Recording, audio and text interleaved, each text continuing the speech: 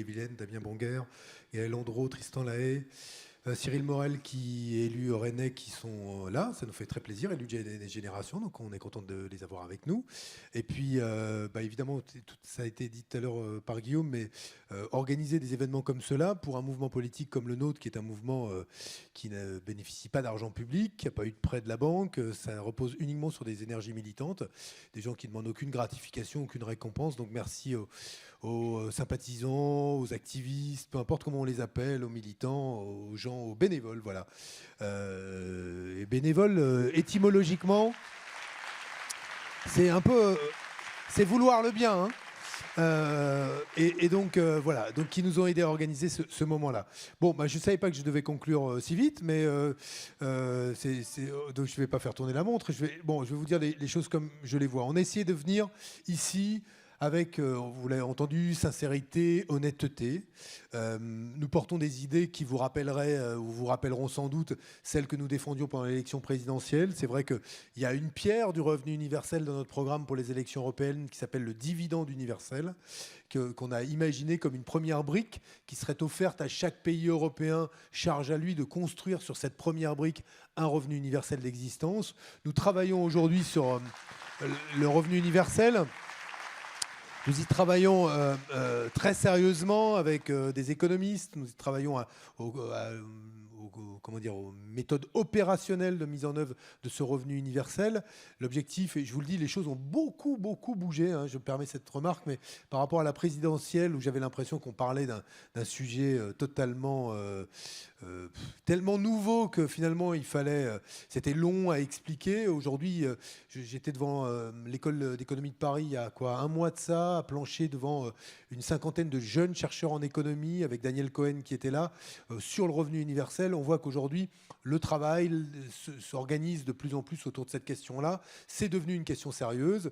C'est une question qui va continuer à grandir dans le débat politique, pas seulement en France, mais partout dans le monde, et en Europe notamment, où elle progresse beaucoup. Ce sera une question dans la campagne des primaires démocrates aux États-Unis.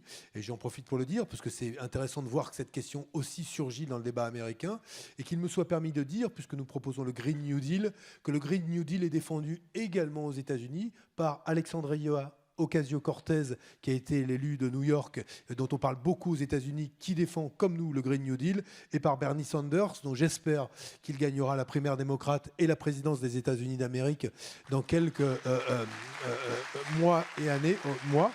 Et donc, c'est aussi une manière de vous dire qu'on ne s'arrête pas à la question européenne avec Yanis Varoufakis et l'ensemble des activistes ou des membres du Printemps européen. Nous voulons retravailler à l'émergence d'une internationale de gauche et écologiste.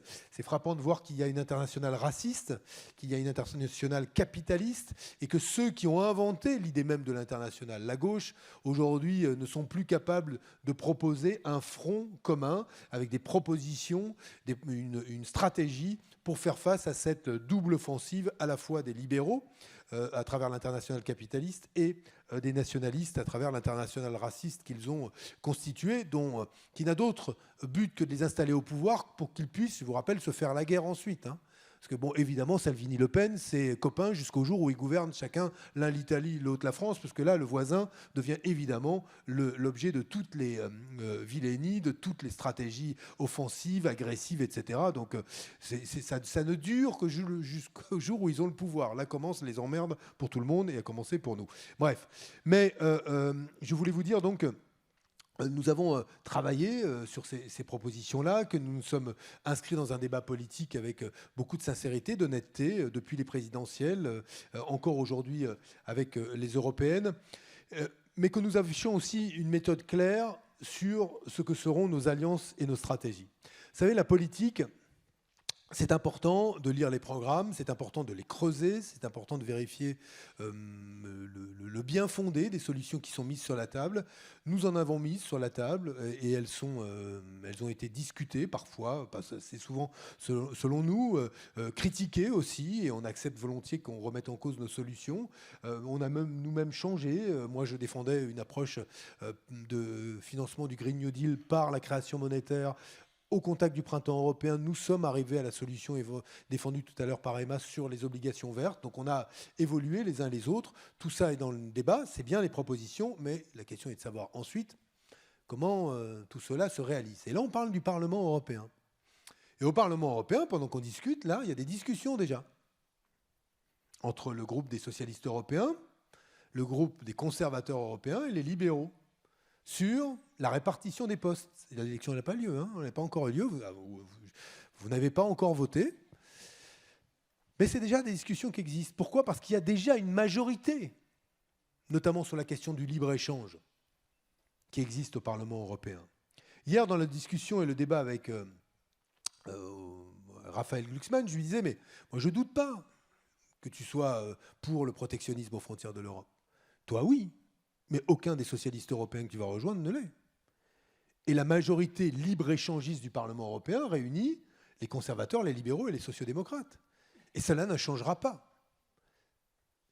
Mais d'ailleurs, ça ne changera tellement peu que le candidat à la présidence de la Commission européenne, M. Frans Timmermans, vice-président de la Commission actuelle, ce candidat pour les socialistes européens est libre-échangiste, un social-libéral sans aucun complexe, et il est parfaitement libre de l'être, et qui appelle à une alliance immédiate avec Emmanuel Macron.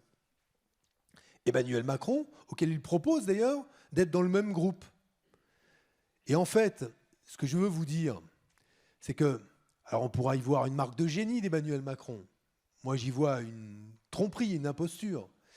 Il existe plusieurs manières, sans le savoir, de voter et de renforcer le groupe politique et la ligne politique d'Emmanuel Macron. À leur corps défendant, beaucoup de socialistes français n'ont pas envie de soutenir Macron. Pourtant, ils rejoindront un groupe qui a d'ores et déjà annoncé par la voix de son président, M. Bullmann, un Allemand, par la voix de son candidat à la présidence de la Commission européenne, Frans Timmermans, soutenu par M. Sanchez, Premier ministre espagnol, et par la voix du Premier ministre portugais, qui est venu me le dire dans Le Monde. Alors il était malin, il a dit « Je soutiens Renaissance et Envie d'Europe ». Bon, c'est bien, ça lui fait deux séries d'amis. Je ne suis pas sûr que chacun n'ait pas eu envie d'être les seuls amis, mais c'est comme ça, mais au moins il est honnête. Donc, ce sera la même famille politique. Je dis ça pas pour dire à vous, voyez. En fait, je pense qu'au PS, parce que j'ai essayé d'expliquer à Raphaël, mais il ne m'a pas assez écouté, je dis rien n'a changé, je le crains. Et non pas chez les militants, il y en a plein des formidables, il y en a même sans doute dans cette salle. Et des socialistes, il y en a des incroyablement de gauche, sincères, etc. Mais la tête est perdue. Elle est un peu comme Jean-Yves Le Drian, quoi, tout à l'heure, là, vous avez compris. C'est là, quoi. En tout cas, ça s'est trouvé le moelleux du coussin en velours, un peu moins les voies du progrès social. Voilà. Mais ce que... Quoi ? Mais ce que je veux dire, c'est que cette question-là, elle est centrale, parce qu'on ne parle pas des élections à Paris, on parle du Parlement européen. Et au Parlement européen, il y a des groupes qui se constituent. Et aujourd'hui, va se constituer un groupe autour d'Emmanuel Macron dans lequel nous aurons les sociodémocrates européens, une partie de la droite européenne, Bellamy perdra un certain nombre de ses amis aussi, autour de ce qui pourrait être, ce qu'ils veulent appeler les progressistes, peu importe. Après, il va falloir quand même creuser comme au moment de la... Bon, le progrès selon Emmanuel Macron, voilà, vous avez 5 heures, là, vous avez... Là, c'est un bon devoir en fac, ça, à faire. Non, mais... Pour qui ça a progressé, ça on trouve assez vite.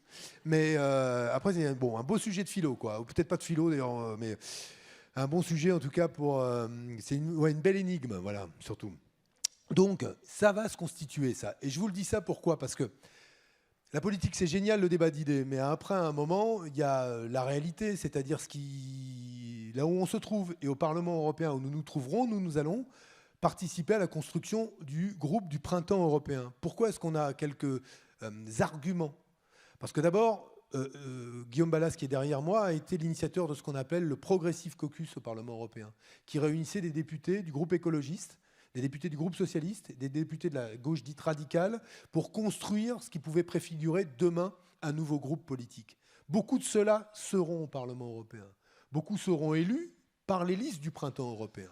Mais notre proposition sera de constituer un groupe de gauche et écologistes central qui prennent acte de l'obsolescence, en quelque sorte, des vieux groupes de gauche. À bien des égards, la gauche radicale n'a pas eu l'utilité qu'elle pensait, divisée entre les populistes et ceux qui voulaient l'union de la gauche. Les Verts sont partagés entre ceux qui pensent que l'écologie doit rester de gauche et ceux qui ont déjà commencé à négocier, eux aussi, avec les libéraux et les conservateurs. Et les sociodémocrates, alors, sont coupés en deux, mais là c'est pas au milieu. C'est un gros bout qui veut l'alliance avec les libéraux et un petit bout qui ne la voudra pas, mais qui devra la manger quand même. Donc, aujourd'hui, on a besoin de reconstruire la gauche dans le Parlement européen. Pourquoi est-ce que c'est important ? Parce que si on ne remet pas du clivage gauche-droite, la seule solution qui sera trouvée par ceux qui ne veulent pas rester sous le joug des politiques libérales, souffrir des conséquences des politiques libérales, la seule solution qu'ils auront, ce sera de dire non à l'Europe, ce que leur proposent tous les eurosceptiques et les europhobes. Et c'est pourquoi nous, on a un désir profond de redonner du sens au cœur de la démocratie européenne, au Parlement européen, à ce clivage droite-gauche. C'est ce que nous allons faire, et c'est ce que nous vous demandons de nous aider à faire. En clair, nous croyons à la construction européenne, au projet européen, et nous l'avons dit de mille manières.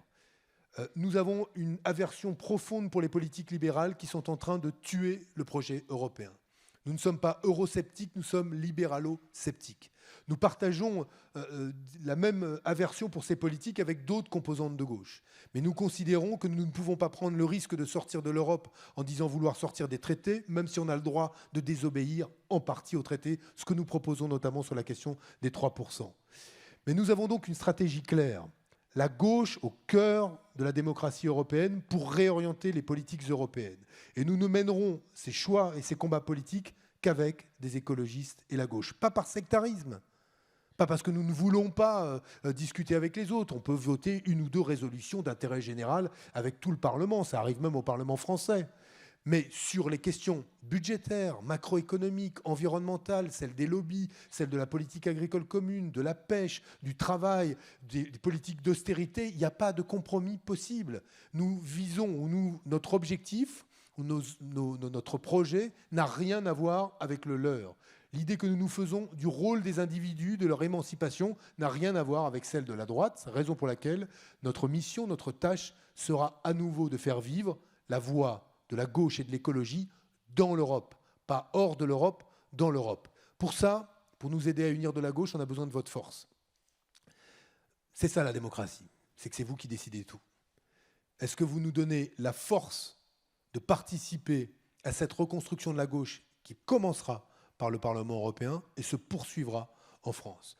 L'engagement que nous prenons, c'est que de poursuivre ce que nous avions commencé à l'occasion de ces élections européennes, en cherchant le rassemblement, il n'a pas été possible. L'unité de la gauche, elle est maintenant dictée à la fois par la crise sociale et par la montée des nationalismes. Elle ne pourra pas se faire sur le vieux programme productiviste de la gauche, elle peut se faire sur un changement de modèle de développement, un nouveau rapport au travail, la prise en compte de la révolution numérique et penser la démocratie à l'heure de l'intelligence artificielle, mais aussi de contre-pouvoirs, sinon de pouvoirs dominants, qui se sont organisés à l'échelle mondiale. Il n'y a qu'à voir les GAFAM. Donc nous voulons, nous, que la gauche, au moment où elle se reconstruira, réunisse bien sûr des représentants de partis politiques, mais aussi de collectifs citoyens, du mouvement social, d'ONG, et qu'on parle des grandes questions autour desquelles on devra apporter des réponses à ceux qui aspirent à s'épanouir et à s'émanciper, comme nous avons toujours voulu le faire, pour viser ce qui est notre objectif, l'égalité. Donc, nous serons disponibles, mais ça commence le 26 mai par le fait que vous nous donniez la force d'être là-bas pour porter cette parole-là. Parce que si nous ne portons pas cette parole, c'est aussi une culture, une nuance, une approche des politiques qu'on entendra beaucoup moins. Donnez-nous la force d'unir la gauche en unissant les Européens. L'un et l'autre ne sont pas contradictoires. C'est la tâche du printemps européen, c'est une tâche durable. Le printemps européen s'inscrit dans l'avenir de la construction européenne. Ce sera un des premiers vrais partis transnationaux européens et ce sera notre fierté de l'avoir construit. Mais nous avons besoin de vous, du peuple du peuple français, des peuples européens pour nous aider dans cette tâche-là. Donc moi, je vous le demande, votez Printemps européen. D'abord parce qu'avec nous, l'extrême droite va en avoir pour son argent russe. Et que nous ne lâcherons rien des valeurs qui vous ont amené sans doute à venir dans cette salle.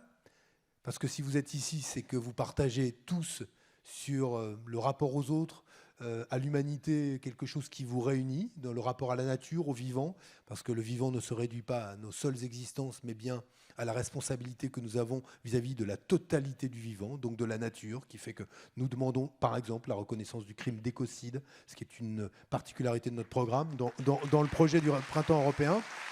Donc, au nom de cela, vous savez que sur l'extrême droite, nous serons en première ligne, mais notre tâche maintenant, c'est pas simplement de dire ce que nous ne sommes pas, c'est pas simplement de dire ce que nous détestons le plus, c'est de dire ce que nous voulons, de voter pour l'intelligence collective, mais surtout un projet émancipateur pour l'Europe, donner la force au Printemps européen de faire son apparition là où il doit être longtemps, au Parlement européen.